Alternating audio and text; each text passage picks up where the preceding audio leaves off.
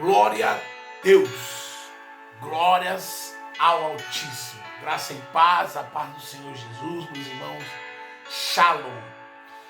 Aqui eu gostaria de deixar uma palavra para a meditação dos irmãos, que se encontra lá em Neemias 6, versículo 3, que está escrito assim, ó: Por isso enviei-lhes mensageiros com a seguinte resposta: Estou empenhado numa grande obra e não posso descer. Por que eu deveria parar e deixar a obra para encontrar-me convosco? Eles me mandaram essa mensagem 4 vezes, e todas as vezes que dei a mesma resposta. Versículo 3 e 4 de Neemias vai mostrar que Neemias se encontra empenhado, focado em uma grande obra, e ele responde a Sabalate e a Tobias que não podem parar. Gesem ali, aqueles homens queriam tramar, queriam fazer algo aqui no capítulo 6 para parar Neemias. Neemias, o copeiro do rei. Neemias no capítulo 1, onde que vai dizer que ele encontra-se com Anani, o seu irmão. Ele encontra com Anani, seu irmão, e ali ele começa a conversar e pergunta sobre Jerusalém, sobre Judá, sobre o seu povo. E o seu irmão, ele pega e olha para Neemias e fala assim: está queimada, os muros estão caídos, as portas estão queimadas, a casa está devastada. Mas só que Neemias, ele fica triste, ele fica desalegre, ele não fica contente, ali ele vai chorar, mas só que ele põe no joelho, ele põe aos pés do Senhor Jesus, ele começa ali o jejum, ele começa a orar e buscar um Deus que tudo pode, ele não para, ou seja, ele vai pro joelho. E muitas das vezes nós temos que colocar as coisas, tudo aquilo que nos afronta, tudo aquilo que nos para, nas mãos, nos pés do Senhor. É com jejum, é com oração, é buscando o Pai, é mostrando para Ele aquilo que nós necessitamos, que Deus vai dar uma orientação. Por Neemias ter buscado, por Neemias ter ido atrás do Senhor Jesus, ali triste, ou seja, Neemias da fraqueza, ele vai atrás da força. E é essa palavra, que você tire da sua fraqueza as forças. E aqui Neemias, ele começa a procurar, ele começa a orar, ele começa a clamar, e o Pai lhe dá uma estratégia, lhe dá uma solução, dá um caminho para ele, que portanto que ele continua ali servindo o rei. No capítulo 1 ele continua servindo o rei, no capítulo 2 ele vai até o rei, ele chega, e o rei olha para ele e fala assim: mas Neemias, você está triste, por que esse semblante, por que você está desse jeito? E Neemias, ele começa a falar para o rei: a casa de Jerusalém, os meus parentes estão arruinados, os meus parentes, Jerusalém está caída.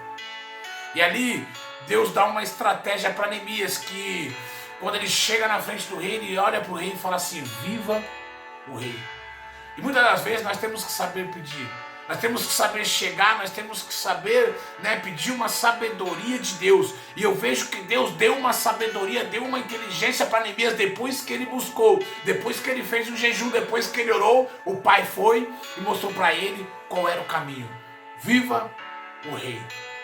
E ali Neemias começa a pedir, o rei dá os utensílios, dá tudo aquilo que ele precisa para ir reconstruir Jerusalém, ou seja, a casa vai ser restaurada, a casa vai ser erguida. Muitas das vezes você vai enxergar, você vai olhar e vai ver tudo caindo, tudo sendo pequeno, tudo sendo destruído, mas só que o Pai está falando, sabe o que? Ei, coloque no joelho, coloque-se na posição, porque eu te darei a estratégia, e quando eu te dar a estratégia, você vai ver com o meu caminho é melhor.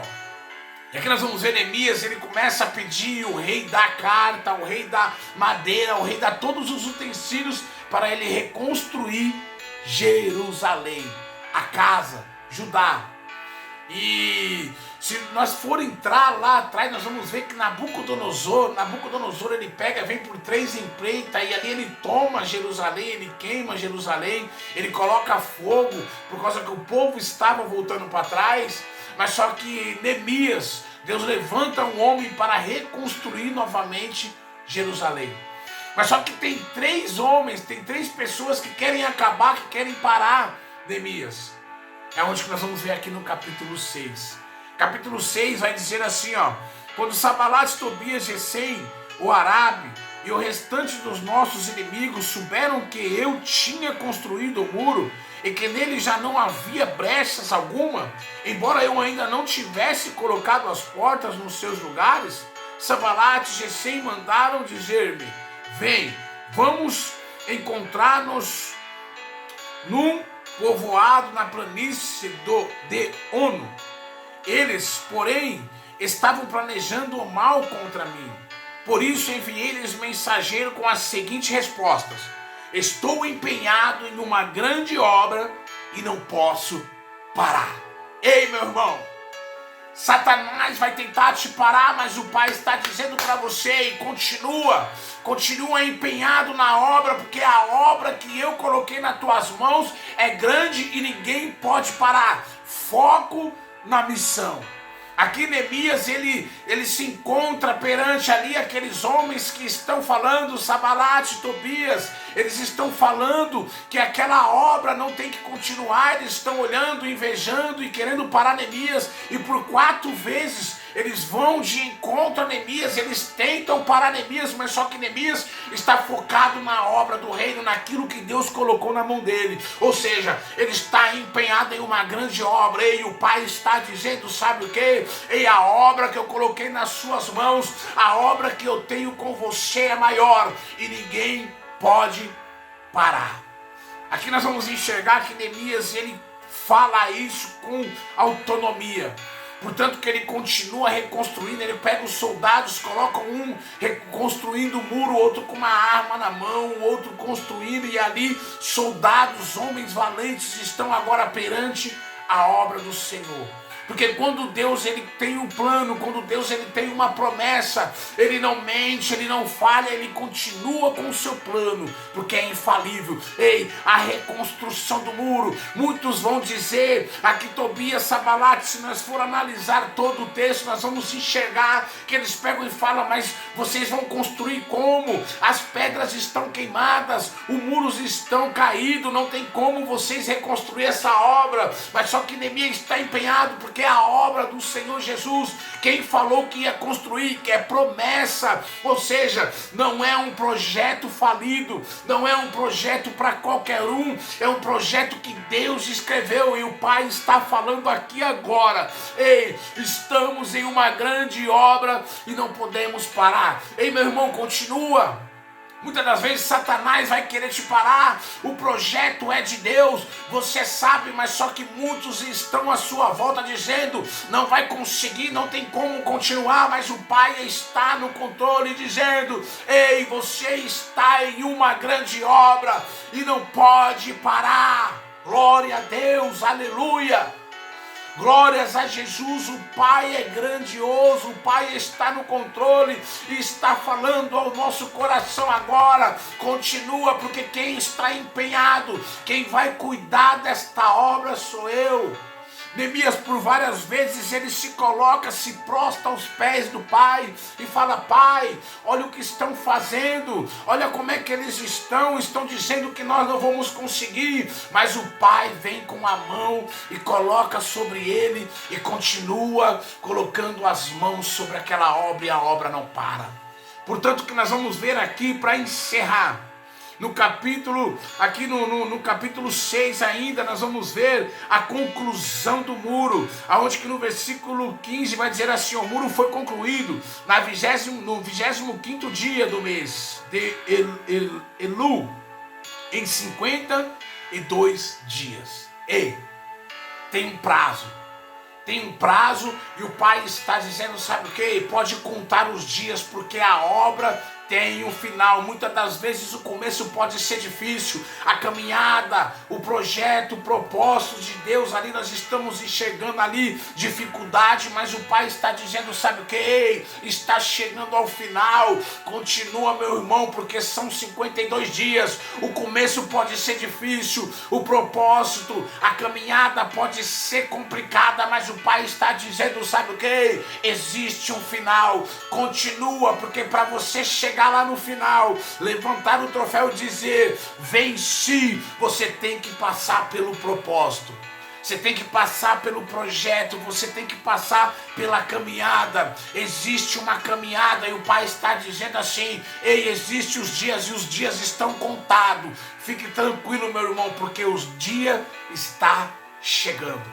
Aqui nós vamos ver que em 52 dias, coisas que não tinha como acontecer, muitos olhavam, Sambalate, Tobias e Gesem olhavam e falavam assim: não vai reerguer, não tem como essa obra dar certo. Mas o Pai está falando e mostrando para nós, sabe o quê? Que quando nós vamos para o joelho, que quando nós colocamos na mão do Pai, que quando nós colocamos na presença do Altíssimo, algo grande vai acontecer, algo sobrenatural vai acontecer. Muitos pensavam: como é que nós vamos reconstruir Jerusalém em 52 dias? Ei, o Pai está falando, sabe o que? Coloque nas minhas mãos e faça o possível, porque o impossível é comigo, o impossível é com Deus.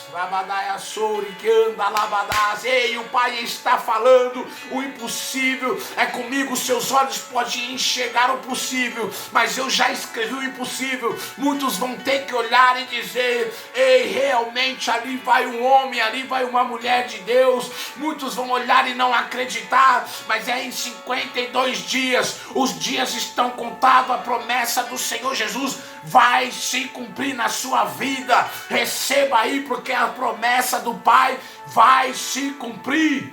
Glórias a Jesus, aleluia. O Pai está agora entrando no seu lar, o Pai está agora entrando num projeto, parece que é falido, mas o Pai está dizendo assim: ei, não é falido, não é em vão, só é um projeto que no final você vai ver o que Deus pode fazer. Parece um projeto, muitos estão olhando e falando assim: parece um projeto falido, não vai conseguir, não vai reerguer, mas o Pai está dizendo: vai ser concluído, vai chegar ao final, porque quem está no controle sou eu. Só coloca aos pés do Senhor Jesus, só coloca perante ao Pai, só coloca perante a Deus. Ei, meu irmão, vão tentar te parar, vão tentar te caluniar, vão tentar te barrar, mas o Pai está no controle, mas o Pai está perante a você e está dizendo assim: continua, porque o projeto é meu, o projeto não é falido. Parece que não, mas vai ser em pouco tempo que se reerguerá as promessas do Senhor Jesus na sua vida. Meu irmão, Deus abençoe, fique na paz do Senhor Jesus